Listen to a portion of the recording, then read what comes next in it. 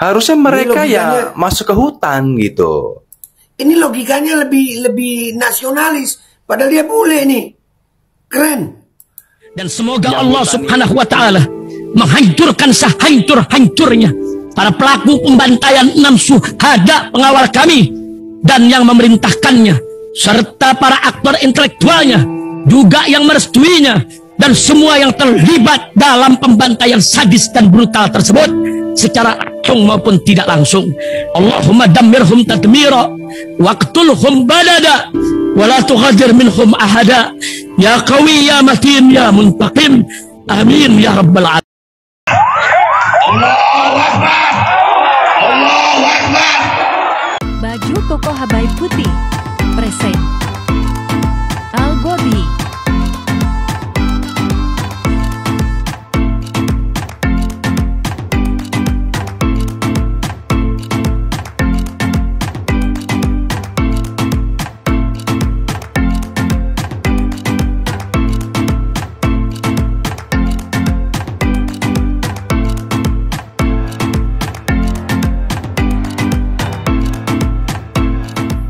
Assalamualaikum warahmatullahi wabarakatuh. Welcome back, selamat datang lagi di channel Babe Aldo bersama gue Babe Aldo, YouTube rakyat biasa yang tetap selalu sehat dan jangan lupa ngopi. Bismillahirrahmanirrahim.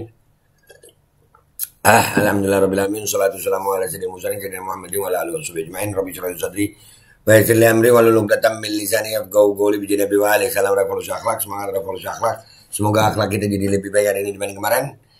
Merdeka, Allahu Akbar. Oke guys, konten kita kali ini adalah tentang Rempang ya. Ini Pak Mahfud MD itu ngeluarin pernyataan yang luar biasa.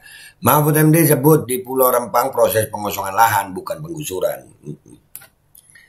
Dan ini banyak yang ngebahas. Kita ngambil dari ini jangan gue deh ya.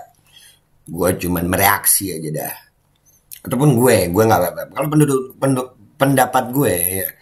Pak Mahfud ngomong begini tuh untuk sekelas profesor gimana ya? Penggusuran itu Pak, kalau warga itu nempati lahan orang gitu. Apa? Pengosongan lahan itu kalau nempati lahan orang tanpa izin. Nah itu baru pengosongan ya. Ya, penggusuran itu Pak, itu lahan mereka tapi digusur. Loh dari mana Babe tahu bahwasanya itu lahan memang itu orang di sana, orang Rempang, Melayu Rempang itu udah di sana sebelum Indonesia merdeka. Itu udah banyak yang beredar. Tapi kenapa Pak Mahfud ngomong begini ya? Ya itu yang gue bingung ya. Kita akan terus menyampaikan kabar tentang Rempang ini ya, supaya gue ngelihatnya para pejabat kayaknya seperti tunduk gitu sama Tommy Winata nih. Nggak ada sama sekali yang bela rakyat Rempang gitu. Semuanya rakyat aja yang ngomong nih. Ini pendapat orang-orang tentang Mahfud MD yang ngomong tentang Rempang juga ya. Ini yang pertama nih. Bismillahirrahmanirrahim. MD yang kita gaji dan kita fasilitasi tak ya. Dan remah kabarnya sampean Pak Mahfud. Semoga itu. Dan remah kabarnya sampean Pak Mahfud. Semoga sehat selalu dan tetap makan enak, makan kenyang dan menikmati fasilitas dari rakyat.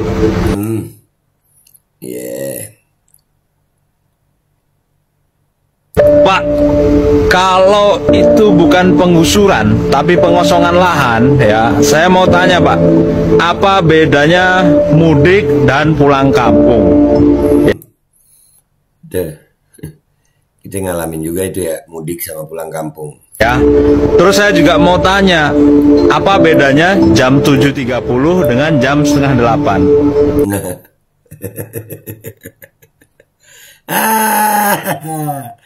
Ada, ya, lanjut. Apa bedanya Pak? Sebagai Menko Polhukam dengan gelar profesor, tentu saja logika Anda sebenarnya tidak seperti itu. Tolong. Nah, ini kenapa gua pause begini ya guys? Karena ada lagunya guys. Jadi harus gua pause begini ya. Ya, jadi logikanya Pak Mahfud itu gimana ya? Sebagai profesor gitu. Pak ya, jangan pernah lakukan pembenaran atas hal-hal yang tidak benar. Itu garis bawahi dong. Jangan lakukan pembenaran terhadap hal-hal yang tidak benar. Itu yang gue lagi nunggu dari para pejabat nih. Masa segini banyaknya pejabat di Indonesia ini nggak ada yang ngelihat bagaimana rakyat Rempang sih? Aduh. Kalian itu punya kewenangan loh. Ingat itu Pak, jangan pernah, pembenaran tidak akan pernah jadi sesuatu yang benar. Ya, pembenaran tidak akan pernah jadi sesuatu yang benar. Pembenaran-pembenaran kalian itu nggak bakal pernah jadi benar gitu. Stop pembenaran-pembenaran. Oke, rakyat semua kita pantau terus para pejabat yang kita gaji, yang kita fasilitasi. Jangan pernah ya, jangan pernah kita diamkan orang-orang yang hanya bisa menikmati fasilitas rakyat. Jangan pernah diamkan. Kita sebagai rakyat harus berbicara, bersuara. Itu hak kita dalam berdemokrasi. Dan suara kita ini kan bukan untuk diri kita sendiri, tapi untuk keluarga kita, saudara-saudara kita. Khususnya yang di Rempang nih. Kok bisa seorang profesor seperti Mahfud MD ini ngomong begini, kok bisa? Yang hanya bisa joget-joget, yang hanya bisa bersenang-senang dikala rakyat sedang susah. Kita pantau, kita monitor terus. Jangan takut bersuara. Ini negara demokrasi, bukan negara komunis, bukan negara kerajaan, di mana semua tata kelola negara ini difasilitasi dan dibiayai oleh rakyat. Ingat itu, catat itu baik. Oke? Ya, siap Mas. Jangan takut kita bersuara. Ya, mereka ini kan difasilitasi oleh rakyat, digaji oleh rakyat. Kedaulatan tertinggi ada di tangan rakyat. Rakyat Rempang itu bukan penduduk gelap, bukan. MD yang kita gaji dan kita fasilitasi tak ya. Nah, udah lemah kabarnya sampean Pak. Dah. Ya. Dan ini juga ada seorang bule luar biasa, analisanya luar biasa nih. Ini seorang bule yang udah lama tinggal di Indonesia nih, punya logika seperti ini. Ini nih yang kita mau tampilin, sampai bule loh ini ya. Nama akunnya itu bule pokoknya dia. Ya. Nih kita lihat ya. Bismillahirrahmanirrahim. Logikanya begini. Ini Pak Mahfud gimana logikanya? Saya ingin bertanya beberapa hal perihal Pulau Rempang ini yang jadi rempong. Ini katanya kan tahun 91 di era Soeharto telah dijual wilayah ini kepada perusahaan Cungko ya, begitulah. Dan habis itu katanya bahwa secara tidak sah manusia-manusia ini menduduki Rempang ini yang adalah tanah milik negara dan dibiarkan ya selama puluhan tahun. Itu apa kata mereka. Nah, saya pengen tanya sekarang ya. Ini desanya kan katanya ada 16 desa dan mungkin totalnya ada puluhan ribu penduduk. Di situ ada kepala desa nggak? Ada lurah nggak? Dan setiap penduduk di situ, desa-desa itu yang punya nama, mereka punya KTP nggak? Ada. Atau mereka datang menduduki wilayah kayak nyemot di hutan gitu kan, masuk. Habis itu mereka brojol, mereka beranak. Habis itu anak itu lahir nggak punya identitas, nggak punya KTP, nggak punya apa-apa. Nah, kalau mereka punya KTP itu, daerah mana? Apakah kota Batam? Atau desa Rempang? Atau Rempong? Atau 16 desa itu? Ini pertanyaan saya kepo gitu, saya pengen tahu. Benar. Ya, terus apalagi kalau pas pemilu 2014, 2019, ada kampanye di situ nggak? Nah, mereka coblos nggak? Ada TPS nggak? Nah, pasti menurut saya ada TPS-nya, pasti ada kampanye. Karena mereka mungkin ya harusnya punya KTP, identitas. Betul. Terus rumah-rumah itu mereka rumahnya bedeng atau triplek atau ada beton. Rumahnya seperti apa? Mereka sewa selama puluhan tahun atau cuma rumah dari kayu yang bisa digusur? Saya mengerti orang pendatang yang bisa menduduki tempat itu kayak mungkin di Jakarta, orang di bawah jembatan, di pinggir kali, yang rumah dari triplex, itu memang tidak ada surat. Karena mereka memang menduduki dengan paksa wilayah-wilayah yang, tapi juga wilayah-wilayah yang benar-benar yang pinggir kali gitu, pinggir got, bawah jembatan, itu digusur, masih ada hukumnya yang kuat. Tapi kalau penduduk ini sudah punya KTP, dan kemungkinan KTP desa Rempang, jadi kan ada kaitannya gitu. Mereka itu tidak bisa digusur begitu saja. Karena mereka sah, memiliki KTP, tanggal lahir, desanya di mana, ada Pak Lurah, dan ada sistem sosial di situ. Jadi kalau kalian katakan bahwa orang ini tidak berhak tinggal di situ, kenapa? Mereka dikasih KTP. Nah, Harusnya mereka logikanya. ya masuk ke hutan gitu. ini logikanya lebih nasionalis. Padahal dia bule nih. Keren. Yang hutan itu yang tidak ada fasilitas, yang nggak ada rumah, nggak ada toko, nggak ada warung, nggak ada apa-apa. Dan mereka itu bangun rumah di hutan tanpa ada bayar atau sewa. Mereka nggak sekolah, nggak ada pasar, nggak ada apa-apa. Karena di hutan tuh nggak ada apa-apa. Cuma nyemot. Nah, itu yang saya nggak suka. Seolah-olah penduduk Konoha ini yang katanya di video-video lain, mereka sudah mengambil hak tanah orang. Ya, sebenarnya kan tanah air ya, tanah air sendiri. Iya. Dan ini adalah tanah negara. Tapi dibiarkan. Mereka tinggal di situ puluhan tahun. Katanya 300 tahun ya, kata penduduk di situ. Nah, kenapa bisa terjadi hal seperti ini? Jadi sekarang mereka direlokasi, KTP-nya berubah dong. Harus diubah semuanya gitu kan. Bahkan nama, desa, segala macam diubah. Tempat lahir pun sudah nggak pun di desa Rempang itu. Lahir di hutan. Yang namanya Rempang. Jadi mereka pindah juga akte lahir. Jadi manusia ini waktu lahir ini aktenya tuh apa? Nah, Jadi tolong ya, mungkin saya kurang pintar, saya bukan pejabat. Cuma saya hanya pakai akal sehat dan logika. nah ini. Dan ini terjadi kalau memang adil, pasti tidak rusuh. Itu saja sih. Kalau begini, puluhan ribu orang protes, anarkis, karena pasti ada ketidakadilan. Benar. Tidak akan ada kedamaian tanpa keadilan. Ketidakadilan itu pasti. Ya. Katanya proyek ini tertunda 18 tahun. Kenapa? Ditunda aja lagi 100 tahun.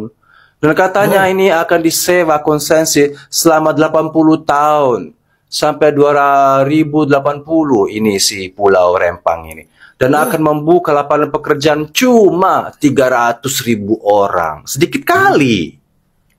Masa disewa 80 tahun ini pulau cuman bisa kasih lapangan pekerjaan cuma 300.000 orang, sedikit banget. Dan itu pun pendatang kali dari Pulau Jawa. Nah, Ya saya sih kurang paham ya, tapi semuanya tidak logis. Saya cuma sayang saja ya, kok manusia diperlakukan seperti binatang. Dan mereka selama ini bayar kontribusi dan ini pejabat-pejabat malu nih. Rakyat Indonesia yang masih menjilat malu sama bule ini. Malu. Ini logikanya lebih jalan. Akal sehatnya lebih jalan. Cintanya buat rakyat Melayu lebih jalan. kamu itu telah mencari suara, telah pernah kampanye di situ, ya. Dan mereka coblos, dan mungkin kamu kasih nasi bungkus, kasih amplop demi cari suara. Dan ketika kamu sudah dapat suara dan dukungan, kamu usir begitu saja. Itu yang sangat tidak adil. Tunjukkan kepada saya sertifikat dan KTP. Itu KTP apa semua penduduk ini? Rempang atau Singapura? Mungkin mereka orang Singapura. Mereka pendatang dari Singapura, nggak ada angin, gelandangan. Ya, kalau orang punya budaya istiadat, di situ ada sekolah, ada masjid, itu bukan gelandangan. Gelandangan itu yang triplek di pinggir got, di pinggir kali, di dalam hutan, yang bikin rumah dari triplek yang bisa digusur kapan saja, itu gelandangan. Tapi kalau ada sistem sosial, ada bidan, ada dokter, ada mungkin puskesmas, masa itu gelandangan? Lu mau ngibulin gua? Nah tuh, Desa juga ada dong sistem kesehatan, ada. Pak Lurah, dan ada Ustadz. Mungkin juga ada gereja di situ, kita nggak tahu, nggak ada angin, nggak ada petir. Ini gelandangan. Ah, aneh-aneh aja kau. Nah, Dibodohin kita terus. Terus sekarang kita suruh coblos kau. Mimpi aja kau. Gue golongan darah putih. Ogah. Nah tuh. Nih ya, dari dua logika ini, pejabat-pejabat kita khususnya Pak Mahfud MD, ayolah. Stop lindungi oligarki gitu. Ngaku aja, ya, gitu udah selesai. Kalau yang gue garis bawah ya, Tidak akan ada kedamaian tanpa adanya keadilan. Kalau masih tidak adil, maka tidak akan pernah damai. Kedamaian dan keadilan bagi rakyat Rempang Melayu. Allahu Akbar. Semangat berjuang rakyat Rempang Melayu. Terima kasih. Itu aja dari gue. Gue minta maaf kalau ada salah. Sampai jumpa di konten gue berikutnya. Wabillahi taufiq wal hidayah. Wassalamualaikum warahmatullahi wabarakatuh. Iya Pak Mahfud, gimana? Lu kan profesor Pak. Prof Mahfud gimana nih? Bismillahirrahmanirrahim guys. Sekarang ada babe rolen. Babe roti molen. Roti ini dibuat yang pasti rasanya enak ya. Ada 3 rasa. Nih, ada pisang keju, ada tape keju, ada pisang coklat. Ini dibuat tanpa bahan pengawet dan melayani pesanan-pesanan kalian yang seputaran Jabodetabek, bisa buat nemenin ngopi, buat acara-acara boleh. Dan ini karena gue paling suka pisang keju, ini gue dulu yang nyoba nih. Nih dia tuh kayak crunchy gitu depannya tuh.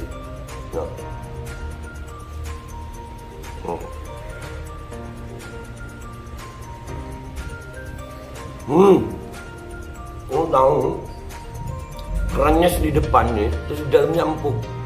Ya Allah.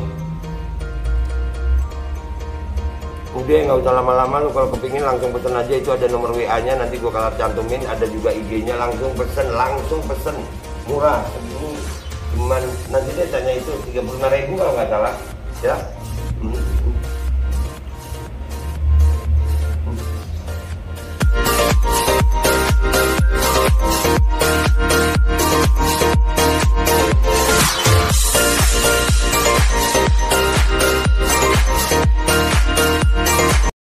Assalamualaikum warahmatullahi wabarakatuh. Guys, alhamdulillah gue lagi di Jember dan gue dapat produsen Golden Pro MHA Vito.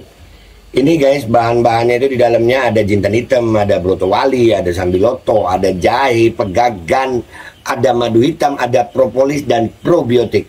Dan ini alhamdulillah gue udah berapa hari ya? 4 hari gue nyoba ini. Ini langsung aja guys, dia madunya madu hitam ya. Ya bukan madu bini, bukan madu hitam. Ini untuk obat dan untuk imunitas tubuh. Alhamdulillah kemarin gue badan-badan gak enak, gue pakai sehari 3 kali nih produk. Cuman ditetesin di bawah lidah kayak begini. Jangan lupa bismillah, tapi bismillah sama sholawat. Allahumma sholli ala sayyidina Muhammad dan sayyidina Muhammad.